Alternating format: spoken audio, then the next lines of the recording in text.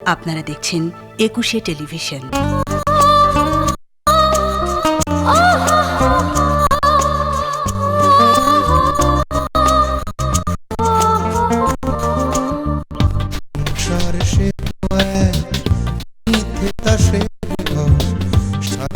সাজাতে নেমে আসে ঝড়, সংসার সে তো মিঠাসের ঘর, সাজাতে সাজাতে নেমে আসে ঝড়।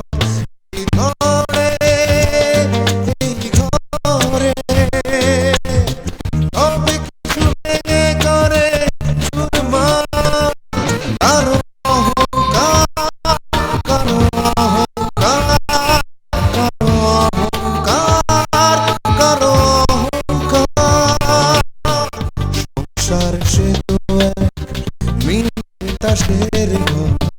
সাজাতে সাজাতে নেমে আসে ঝড়।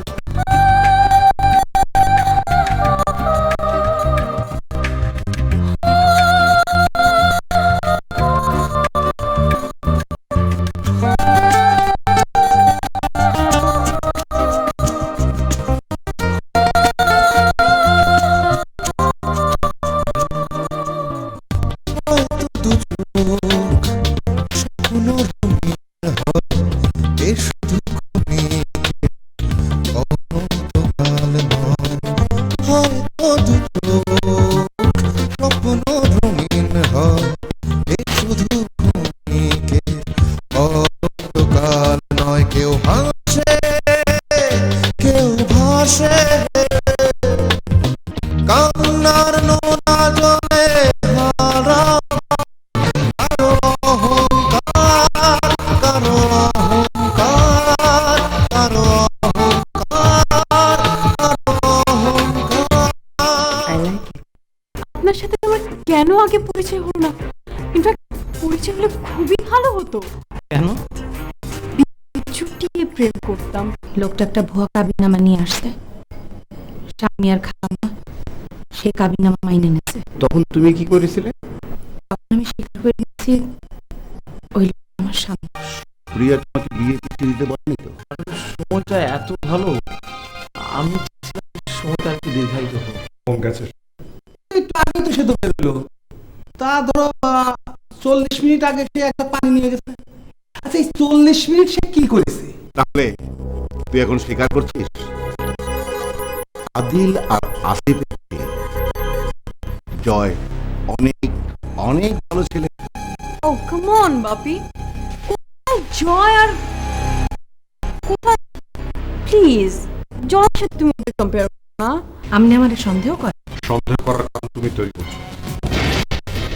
এমন কিছু করো না যাতে তোমার প্রতি আমার প্রতি আপনি কি শ্রদ্ধাবোধ নষ্ট যেন না হয়। তুই আমার সাথে এভাবে বিশ্বাসঘাতকতা করবি এটা কিন্তু আমি কল্পনাও করিনি। কেন, কি করেছি আমি? কথা ছিল আদিলের সাথে তোর বিয়ে না হওয়া পর্যন্ত আমরা কি ভাবে আদিলের সাথে তোর বিয়ে দিচ্ছি সেটা পৃথিবীর কেউ জানবে না।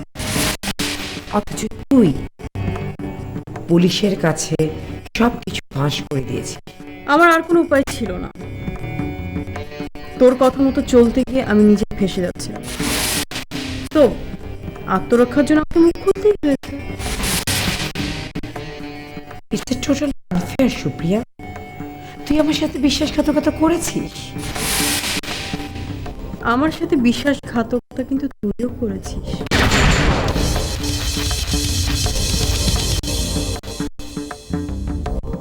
আমি এক্সকিউজ মি, কিভাবে? তুই আমাকে কথা দিয়েছিলি যে তুই আমাকে প্রোটেক্ট করবি, বাট করিসনি। তুই আমার কাঁধে বন্দুক রেখে ফায়ার করছিস।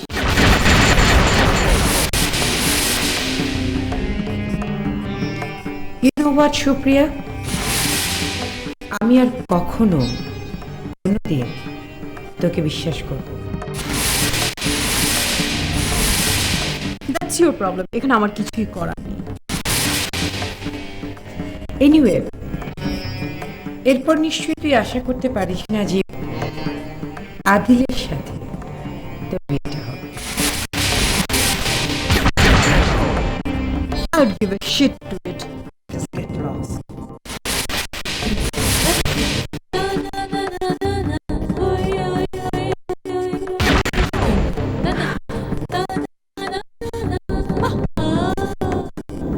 I'll see you.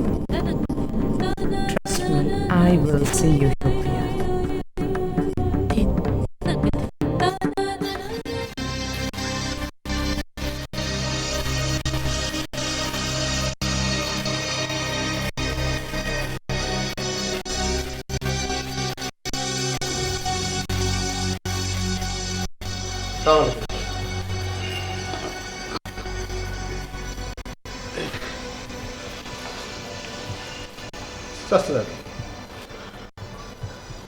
আমি আপনাকে অনেক বেদবি করছি, যদি আপনার ঠিক মতো খাদ্য যত্ন করছি কোন, যদি না করে আমি জুতা খুলে দামে পিটাবো।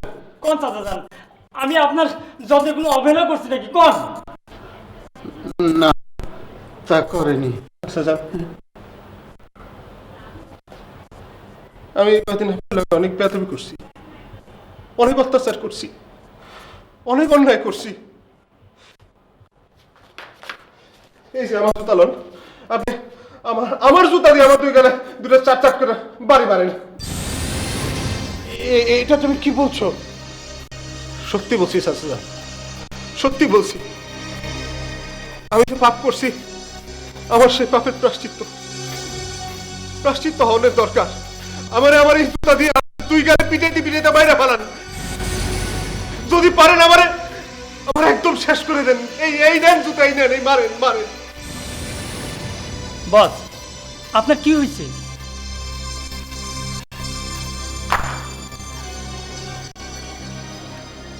চাচা যান, আমি বদলাই যাইতে চাই চাচা যান। আপনি যে ইমরানকে দেখছেন, সেই ইমরান আপনার নাই। আমি জীবনে এত পাপ করছি, এত অন্যায় করছি, আমি ভালো হয়ে যেতে চাই, কিন্তু কেমনে ভালো আমি বুঝতে পারতেছি না। আমারে আপনি একটু সাহায্য করেন, আমি বদলাই যেতে চাই। শাস্তি পেলে নাকি অপরাধ কমে, তাই আপনার কাছে আমি শাস্তি চাই চাচা যান। আপনি আমার শাস্তি দেন, দয়া করে একটু শাস্তি দেন। তুমি আমার সাথে মজা করতেছো না তো? আমার মরা বাপের কসম করে কইতেছি, কথাগুলো চাচা জান আমি আমার মন থেকে কইতেছি। সত্যি তুমি শাস্তি পেয়ে গেছো? কোনো তাপ আগুনের মতো সব পুড়িয়ে ছাই করে দেয়। সত্য কইতেছেন আপনি? হ্যাঁ সত্য। তুমি তওবা করো, আল্লাহর কাছে তওবা করো, আর কোনোদিন তুমি অন্যায় করবে না। আল্লাহ তোমাকে নিশ্চয়ই দেখবেন, তোমাকে ভালোবাসবেন। চাচা যান, ছোটকালে বাপ মা হারাইছি। বাপ মা হারায় রাস্তায় কুত্তার মতো ঘুরে বেড়াইছি, আজে বাজে পোলাপানের লগে মিশছি। ওরা আমার যাতা পথে নিয়ে নষ্ট বানায় ফেলাইছে। আপনি আমার একটু ভালো হওয়ার সুযোগ দেন। আজ থেকে আপনি আমার বাপ, তিথি আমার বোন। কোন আপনি আমার আপনার পোলা হিসেবে মেনে নিছেন? একটু কোন চাচা যান, একবার কোন। তুমি তিথির কোনো ক্ষতি করো নাই তো? না চাচা যান, না, আমি তিথির কোনো ক্ষতি করি নাই। আমার দ্বারা তিথির বিন্দু মাত্র কোনো ক্ষতি হয় না। ও আমার লোকের চিঠারি করছে।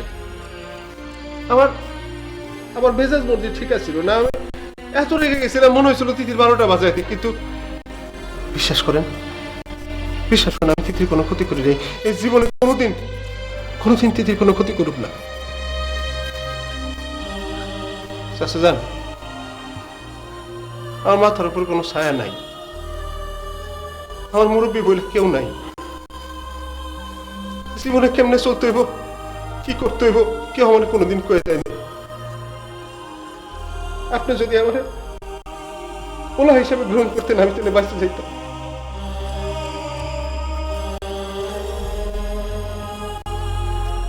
বুঝছি, বুঝছি আপনি আমারে মাফ করেন নাই। ঠিক আছে, ঠিক আছে, আমার জীবন আমি রাখবো না। আমার জীবন তুমি কি করতেছো? আপনি আমার মাফ না করলে আমার জীবন আমি রাখবো না। আমি জীবন রাখবো না।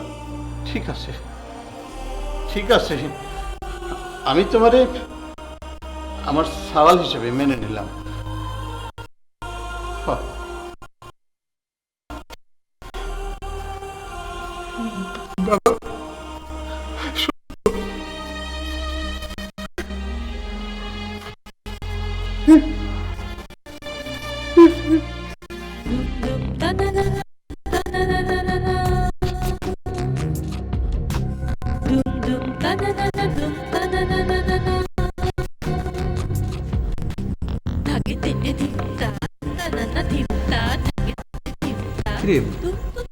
আমি হ্যাঁ কি হয়েছে?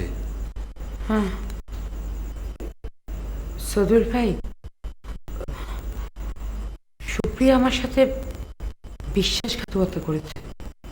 কি বিশ্বাসঘাতকতা করে? সুপ্রিয়া পুলিশের কাছে আমার এগেইনস্টে স্টেটমেন্ট আছে। স্টেটমেন্ট? কি ব্যাপার? আদিলকে কিডন্যাপ করার কেসটার কথা তো তোমাকে বলেছি, রাইট?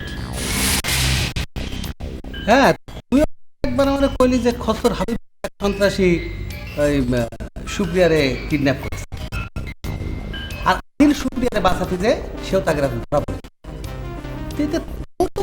নেই চুপচাপ রয়েছে। আচ্ছা তুই যদি চুপচাপ থাকিস তা সব জানতে হবে, আর না জানলে আমি কাজ করবো কি? সদুল ভাই, এদিকে পুলিশ এসেছিল, ওরা বোধহয় আমাকে আসামি করে চার্জ। তোরে মিথ্যে অভিযোগে ফাঁসাতে চেয়েছে? অভিযোগটা সত্যি সত্যি। কিডন্যাপ করার ব্যাপারটা সম্পূর্ণ ছিল একটা নাটক। প্ল্যানটা আমার ছিল। আদিল সুপ্রিয়াকে কিছুতেই বিয়ে করতে রাজি ছিল না। আই থট দ্যাট ওরা যদি একসাথে কিছুক্ষণ থাকে, এক ঘরে থাকে, তাহলে ওদের ভেতরে একটা গ্রো করবে। একটা পর্যায়ে গিয়ে আদিল বাধ্য হবে সুপ্রিয়াকে বিয়ে করতে। And trust me, হয়েছেও তাই। না না স্বামী, তো ঠিক হয়নি। আমি নিজের স্বার্থের জন্য কিচ্ছু করিনি। মার ইচ্ছে ছিল সুপ্রিয়াকে এবারের বউ করে আনতে। সুপ্রিয়া আদিলকে পাগলের মতো ভালোবেসেছিল এবং ওর দিকটাও দেখেছি। বিশ্বাস করো, সুপ্রিয়ার সাথে থাকতে গিয়ে আমাকে আদিল মানে বাবারও বিরাগ ভাজন হতে হয়েছে। সবাই আমার এগেইনস্টে চলে গেছে। সুপ্রিয়ার জন্য আমি এত কিছু করলাম সদরুল ভাই, অ্যান্ড ও আমার এত বড় ক্ষতি করলো। তোর বিরুদ্ধে যে স্টেটমেন্ট দিচ্ছে এটা তুই সুপ্রিয়াকে জিজ্ঞেস করিস নি কেন? করেছিলাম সদরুল ভাই, সেলফ ডিফেন্সের জন্য এটা করেছে। আর ট্রাস্ট মি, ওকে আর আমি বিশ্বাস করি না। পুলিশ কবে চার্জশিট দেবে? আজকালকার ভেতরে। বাঁচার একটাই পথ, সুপ্রিয়া যদি স্টেটমেন্টটা প্রত্যাহার করে নেয়। সেটা কি করে সম্ভব সদরুল ভাই? সম্ভব, অবশ্যই সম্ভব। সুপ্রিয়া কবে হাবিব তার নিজেরই বাড়ি সুপ্রিয়ারে দিয়ে জোর করে স্টেটমেন্ট দিয়ে আসছে। এখনই ফোন কর। ওর সাথে আমার কথা হয়েছে গত রাতে, এবং এখন প্রশ্নই ওঠে না আমি ওকে ফোন করবো না সদরুল ভাই। তোর কৌশলী হতে হবে সামনে, যে করেই হোক স্টেটমেন্ট উইথড্র করাতে হবে। ও ব্যাপারটা তুই পারতেছিস না সামনে, ঘটনা খুবই সাংঘাতিক এবং সেন্সিটিভ। আচ্ছা, এই বিষয়টা যদি জানাজানি হয়ে যায় তোর মান সম্মান বলে কিছু থাকবে না। আন্টি জানে ব্যাপারটা?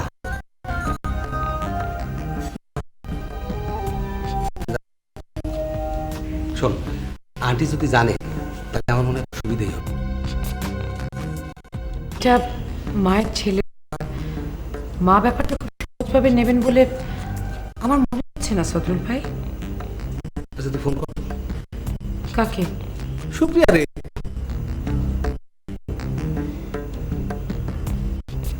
কি হলো?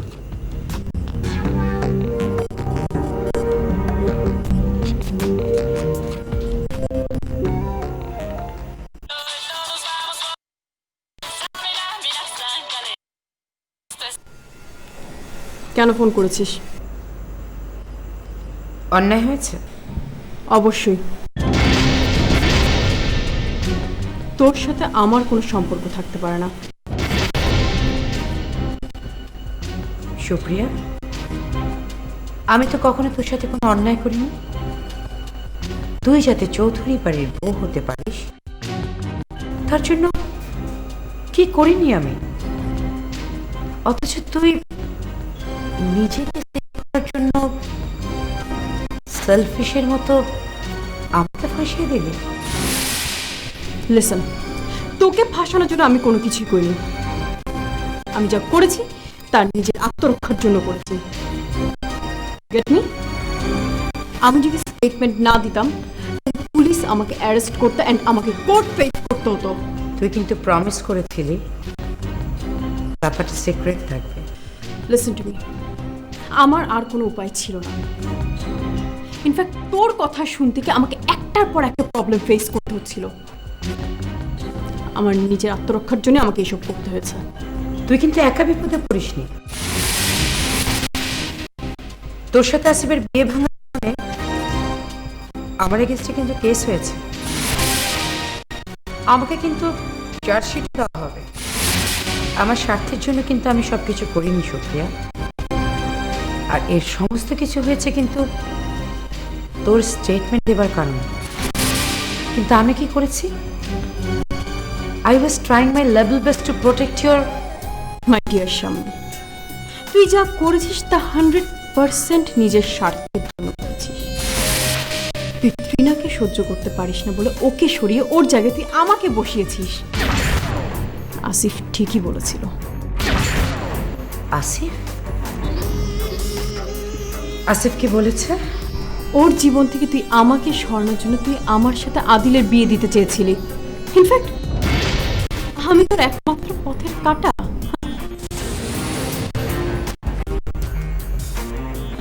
সুপ্রিয়া, তুই আমার পথের কাঁটা কেন হবি? আসিফ আসিফ এটা বলেছে? আমার কাছে আর কিছুই গোপন নেই স্বামী। ইনফ্যাক্ট আমি জানি তোর সঙ্গে আসিফের সম্পর্ক আছে।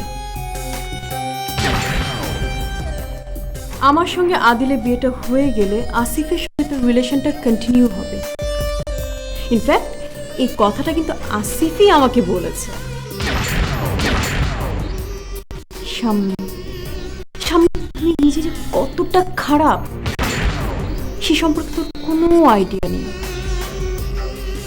তুই কিন্তু লিমিট ক্রস করছিস এখন সুপ্রিয়া। তুই সেটা অনেক আগেই করেছিস।